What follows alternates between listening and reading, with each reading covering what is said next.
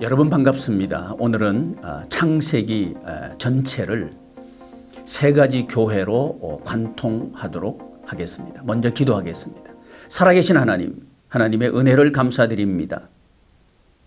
저희에게 축복기관인 교회를 주시고 교회를 통해서 이 땅 위에서 하나님의 나라 생활할 수 있도록 은혜 베풀어 주신 것을 감사합니다.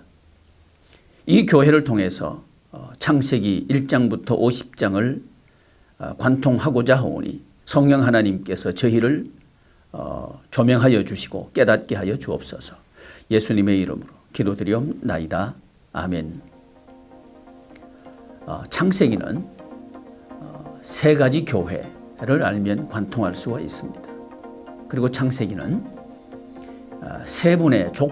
여섯 분의 족보를 이해하면 창세기를 관통할 수 있습니다.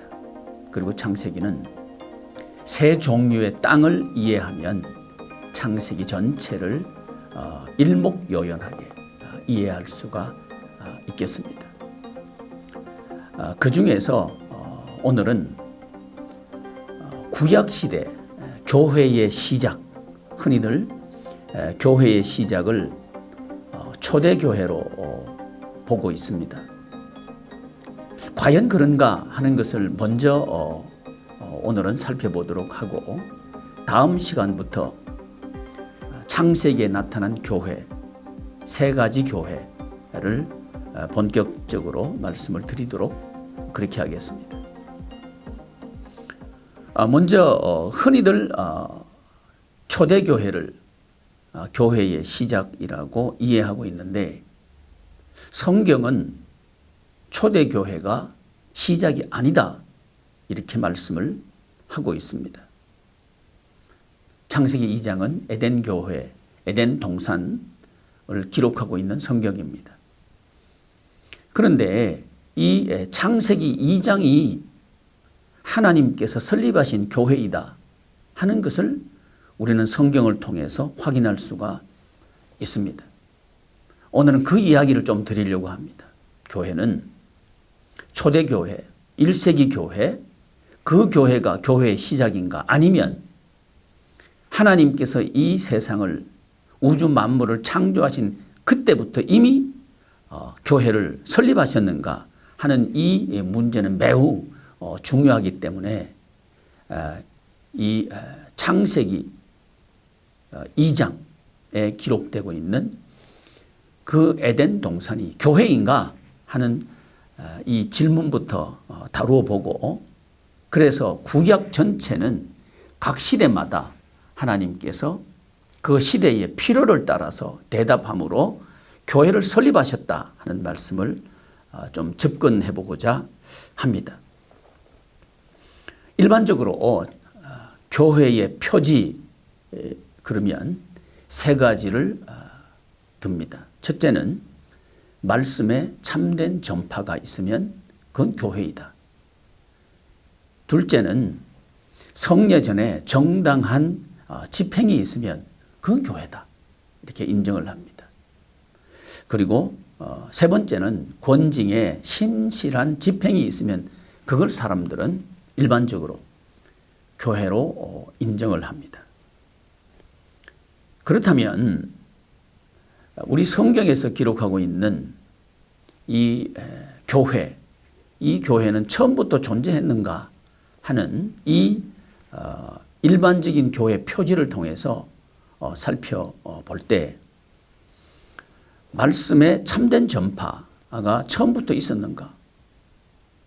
이론의 여지 없이 그렇다 이렇게 말할 수밖에 없습니다.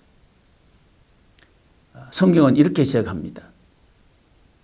빛이 있으라 하시니 빛이 있었고 하나님의 말씀 전파죠. 그리고 또 하나님께서 아담에게 모든 만물을 통치할 수 있는 통치권을 위임하시면서 동물들을 아담에게로 이끌어 오십니다. 그때 아담은 그 동물들의 이름을 짓습니다. 이름 짓는 행위, 이것은 말씀의 참된 전파라고 할 수 있겠습니다. 두 번째는 성례전의 정당한 집행이 있으면 일반적으로 그건 교회이다 이렇게 인정을 하죠. 이 성례전의 핵심은 사람이 하나님과 한 몸이다 하는 것을 첫 번째 교회의 표지가 말씀의 전파라고 한다면, 두 번째 이 성례전의 정당한 집행, 이것은 하나님과 한 몸됨에 참여하는 것, 이런 예식이 성례전의 정당한 집행이죠. 창세기 2장의 에덴 동산을 하나님께서 기록해 주시면서 아담과 하와가 부모를 떠나서 한 몸이 되라고 하는 하나님의 말씀 선포를 따라서 그들은 한 몸이 됩니다. 따라서 에덴 동산에서 성례전의 정당한 집행이 이루어졌다고 할 수 있습니다. 그리고 세 번째, 권징에 신실한 실행이 있었는가? 그렇습니다. 아담과 하와가 하나님의 말씀을 어기고 범죄했을 때 하나님의 이 징계는 신실하게 시행됐습니다. 따라서 이 에덴 동산은 흔히들 현대 신학자들이 인정하는 교회 표지에 적절하게 부합한다고 할 수 있습니다. 따라서 창조 당시부터 하나님께서는 교회를 설립하신 겁니다. 그러므로 초대교회부터 교회가 시작이다 하는 것은 심각한 잘못입니다. 교회를 통해서 하나님께서는 이 세상을 축복하시고 하나님의 백성들을 축복하십니다. 이 교회 이해가 이렇게 초대교회부터 교회다. 그러면 구약시대 성도들은 뭐죠? 축복을 받지 못한 사람들인가요? 아니죠. 아브라함, 그는 믿음의 조상이고요. 복의 조상이죠.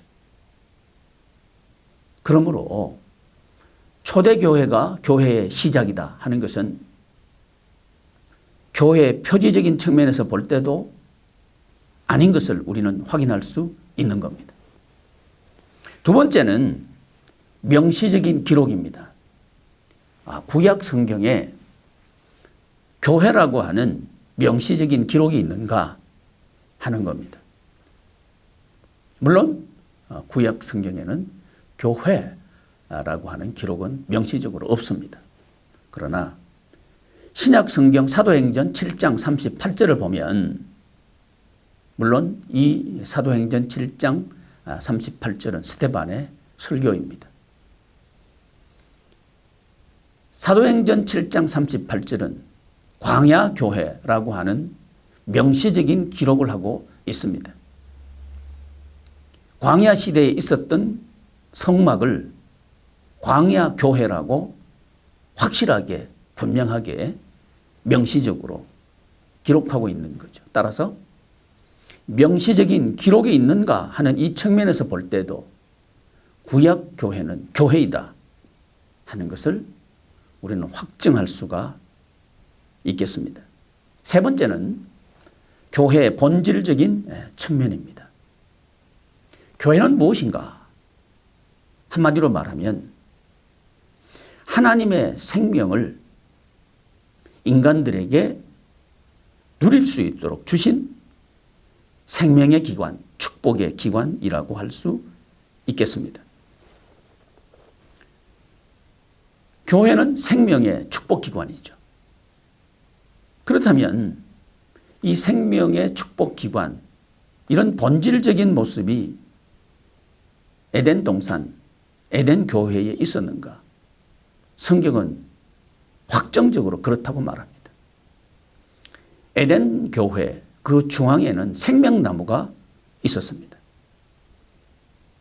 이 생명나무로부터 네 강이 발원해서 온 땅을 둘러 흐르게 됩니다. 그래서 이 강물이 흐르는 곳마다 생명작용이 일어나게 된 거죠. 따라서 본질적인 측면인 하나님의 생명이 나타나고 시행되고 있는가? 하나님께서 하신 사역, 이 하나님의 생명은 하나님의 일하심으로 나타났는데 하나님께서는 에덴 교회에서 일하셨는가? 예스. 그렇다. 이렇게 우리는 대답할 수 있겠습니다. 성경을 통해서 확인하게 됩니다. 따라서 교회 본질적인 측면에서도 에덴 동산은 교회입니다. 네 번째는 교회 구조적인 측면입니다. 교회는 특별히 천국 생활을 하도록 하는 살아있는 교회는 구조적으로 하나님과 한 몸된 구조를 가지고 있습니다. 에덴 교회는 교회의 중앙에 생명나무가 되신 예수 그리스도가 중앙에 계시고 예수 그리스도로부터 생명수가 흘러나와서 온 땅을 적시고 두루 흘러서 하나의 강으로 연결되는 이런 구조를 가지고 있습니다. 따라서 에덴 동산은 교회라고 할 수가 있습니다. 다섯 번째는 신학적인 측면입니다. 신학적인 측면에서 존 칼빈은 에덴 동산을 교회라고 분명하게 밝히고 있습니다. 그뿐만 아니라 장로교의 중요한 교리를 가르치는 문답서인 하이델베르그 요리문답에서도 에덴 동산을 교회라고 합니다. 따라서 신학적인 측면에서도 에덴 동산은 교회이죠.